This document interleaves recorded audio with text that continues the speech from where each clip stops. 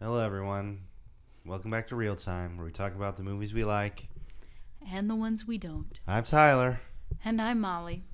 and as you can tell by my absolutely sunny attitude, we're going to be talking about a absolutely dog crap movie. Yes, unfortunately for me, I don't have very many strong feelings about it because I don't know the material, so. We're going to be looking at Dragon Ball Evolution, and well, exactly what went wrong with this adaptation, as they like to call it. But yeah, we'll get into that. Okay. So this movie stars Justin Chatwin as what they're calling Goku, but that ain't him. That ain't him. Yeah, I mean, my Dragon Ball Z knowledge uh, It's minimal. is very, very minimal. But I do know what Goku looks like, and I will say, That ain't it. yeah, that's not it. Like they just got this random white guy, and look. Before I go into the rest of this, I don't mean any disrespect towards the actor. I'm sure he's a very lovely person. I'm just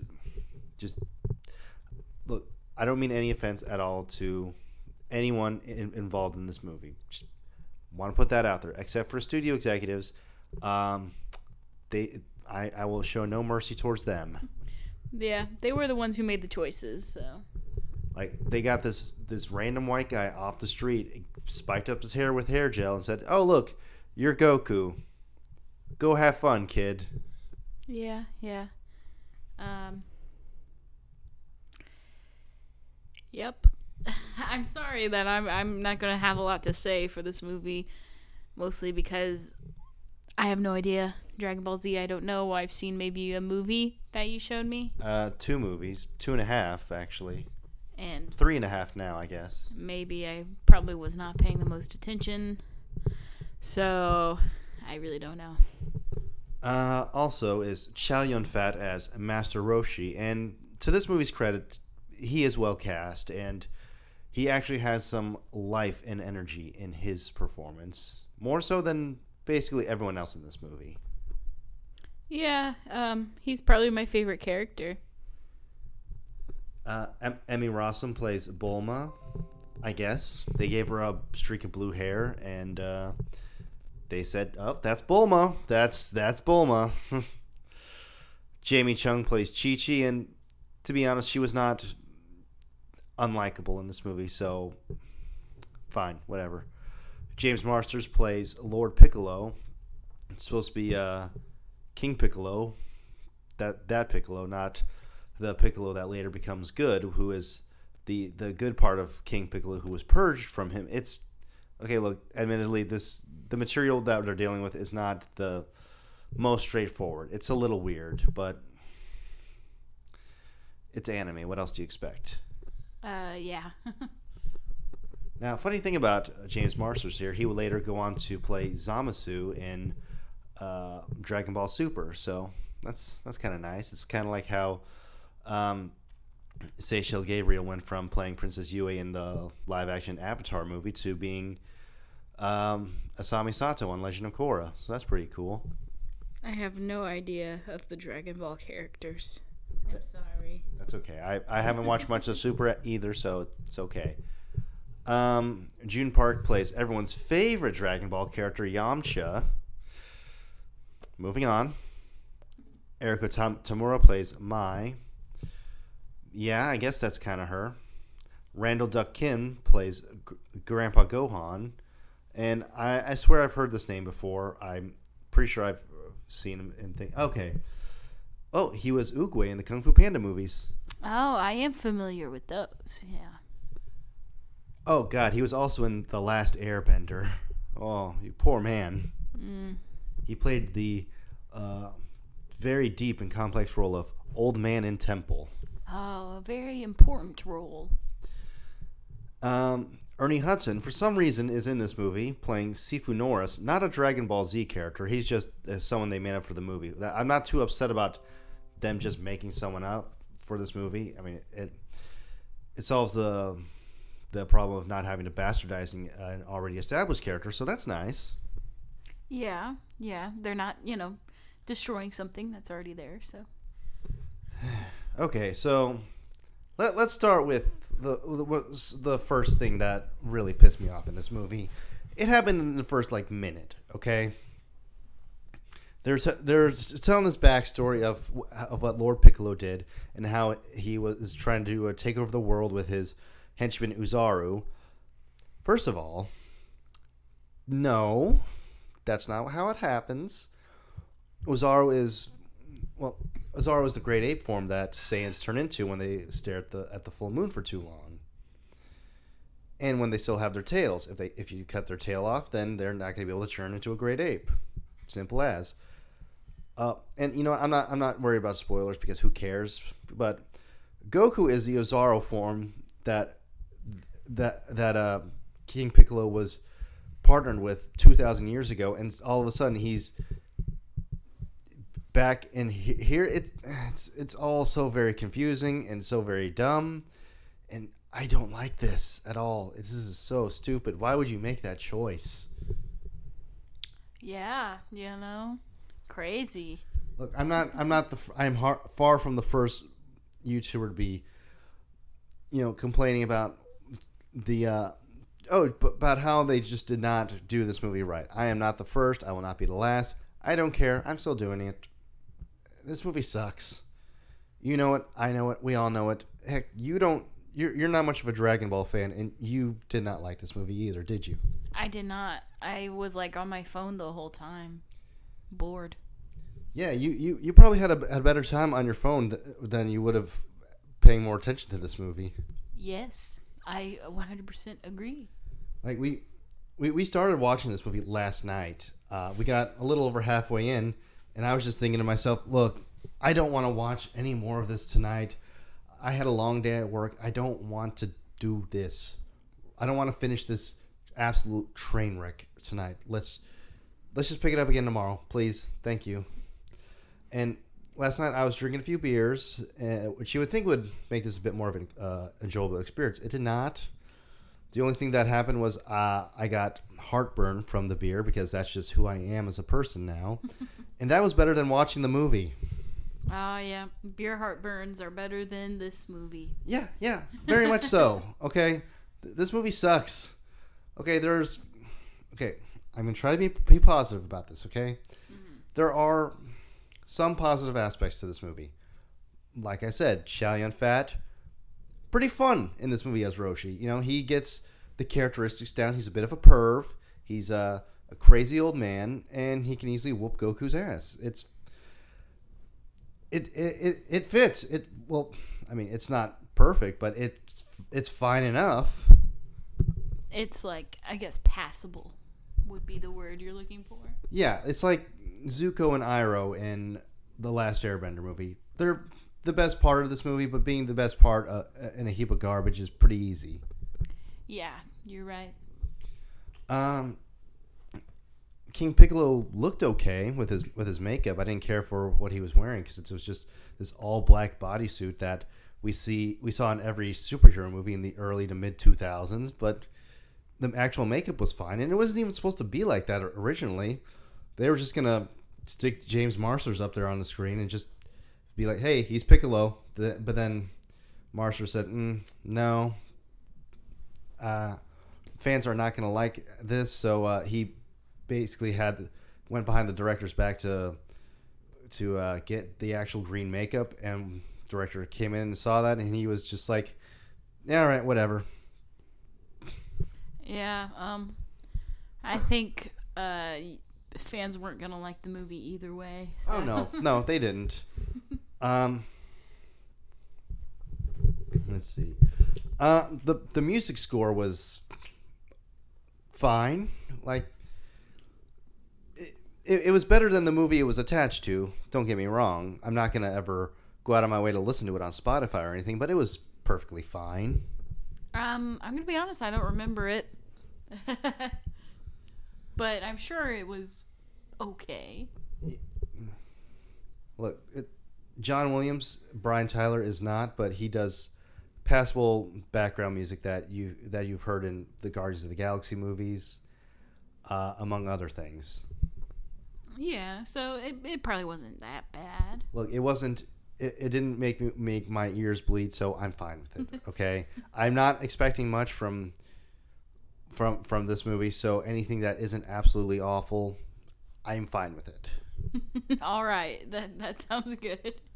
The movie's relatively short. It's not even an hour and a half long, but it feels a lot longer. Yeah, even though it's not that long, Tyler had to split it up to watch it in 2 days. It's not paced very well at all. It's just a lot of exposition, a lot of drawn out scenes, a lot of dull moments. It's not a lot of fun. No, not fun. Now let's get to the main things that I have a problem with, which is plenty. I mean, I just talked about how the story is bland, uninspired, absolute dog water. But let's get to the characters. Goku, few things wrong here. Why are you white? Why are you in high school? Why are you lusting after women? Why are you white? Why do any of these things? None of these changes make any sense whatsoever. Okay? They just turned Goku into a pseudo Spider-Man character that they wanted because Spider-Man was popular back then and still is. So why not turn Goku into Spider-Man? Makes sense to me. How old is Goku supposed to be? Well, he said he was 18 here. But like in the cartoon. Depends. During Dragon Ball, he's just a little kid. And at the beginning of Z, he's an adult. Same thing with GT and Super. Did he not go to school? No, he did not. Goku did not go to school. He's kind of an idiot, to be honest. Oh. But like a lovable one. That's part of his charm. Yeah. I like the type. Mm-hmm. Like, Goku doesn't care about getting an education or getting the girl. None of that matters to him. All that matters to him is getting stronger for the next fight. And if he fails that, trying to get stronger so he can come back and beat the guy. It's a very simple character, but it works for what it is. Yeah, sounds like he was pretty different. And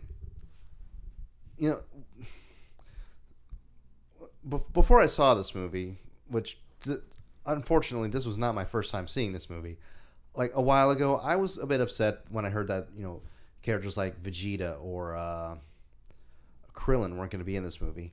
But looking back, I'm kind of glad they're not in it because they didn't get ruined by this movie. That's true, yeah. I mean, arguably one of the closer characters to the source that was in this movie was Yamcha because he sucks there and he sucks here. So you know what? That's fine. Yeah. So, I have no idea. Look, it's Yamcha. No one cares about him. Go away. No one likes you, Yamcha. He's basically the booster of the Dragon Ball series. Booster as in Jingle All the Way booster. Yeah, that booster. Okay. Actually, no, I think Booster gets more respect than Yamcha does, actually. Oh, wow. That's surprising. Bulma and Chi-Chi, I mean, they weren't really memorable as characters in this movie. They were there. I mean, they seemed nice enough, and I mean, the camera always made sure to focus on their cleavage when they were on screen, because I guess you got to keep the butts in seats somehow.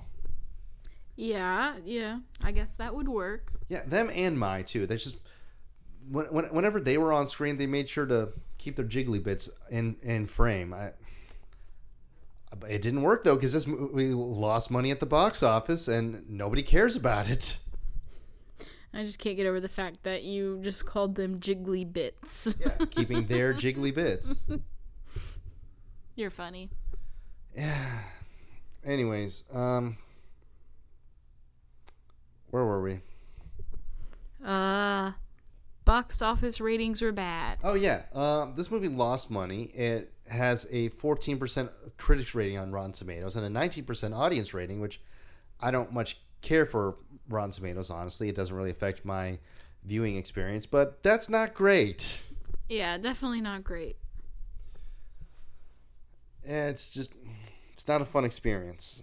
It's over quickly, technically, but it's not fun, not great. I don't like it.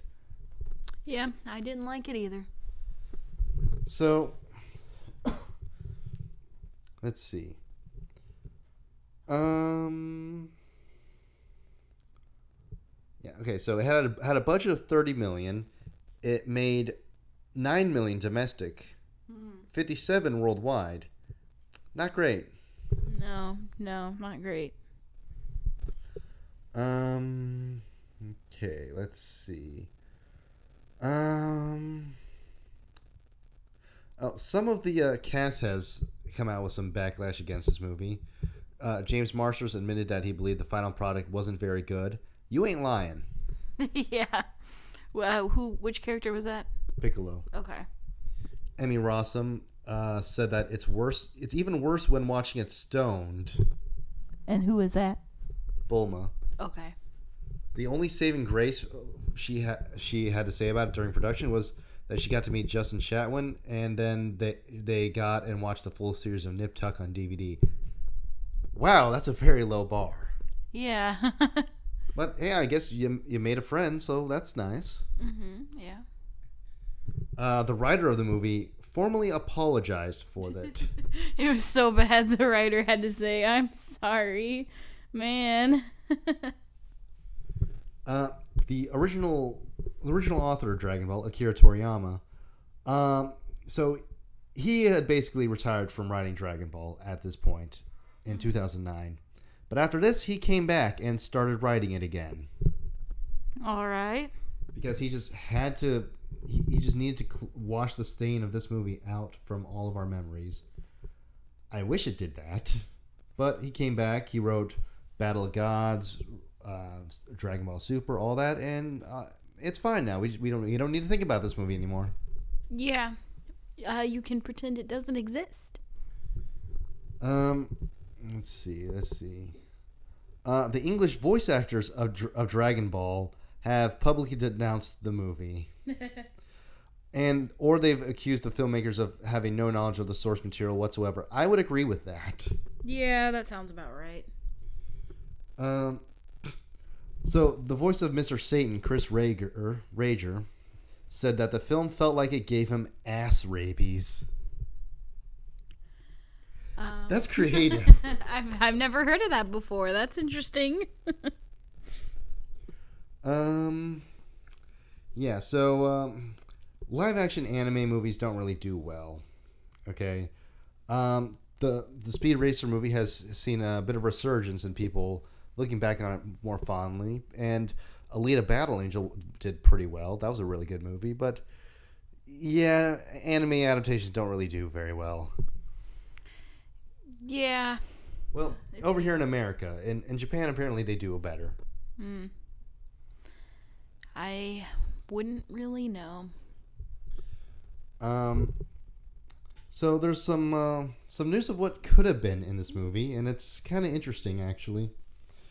Back when in the early 2000s, when this movie was in the very early planning stages,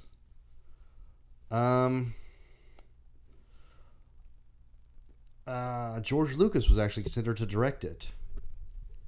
That would have been interesting. I don't know. Robert Rodriguez and Zack Snyder were also offered the job. Interesting. Yes, because the directors of Spy Kids or Man of Steel are going to make this dog water movie better.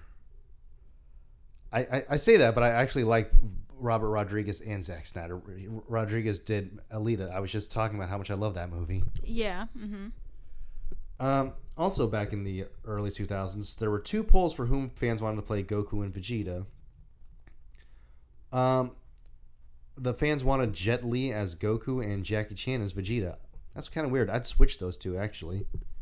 I really don't know. So, I don't know. Okay. Not familiar with the characters. I'm sorry. The original actor for who was the director's choice for Piccolo was actually Ron Perlman. That could have been interesting. Yeah, that would have been interesting, and he undoubtedly would have done fantastic in the role. But he was doing a little movie, you might have heard of it, called Hellboy 2: The Golden Army instead. I don't know. It's this small indie movie. You may not have heard of it. I would much rather watch that one any day. Yeah, me too. I'd watch Hellboy 2: The Golden Army 24 hours in a row before I watch this one again. Which wouldn't be too bad, because I do like that movie. Yeah, I like it too. No point in asking who our favorite characters are. It's Roshi. He's the only one with any sort of energy or faithfulness to the source. Yeah, the only one with a unique personality. Aside from Yamcha, but he sucks. Yeah, he was a little weird. Favorite scene when it was over? Same. Just don't watch this movie. Don't do it. The only reason we did is because we did it for the channel, which I'm kind of regretting, but whatever. It's It was your choice, man. yeah, it's my choice. A lot of things are my choice, but that doesn't mean I'm always happy with my choice. All right, fair enough. It's okay. They can't hurt us anymore. They really thought they were gonna get a sequel with that post credit scene they had. Yeah. Those dorks. Dorks. Okay. But we have one more video coming out before the end of the year, and it's going to be something special. Something to cleanse our minds of this nonsense that just happened. So, we'll see you next time. See you next time.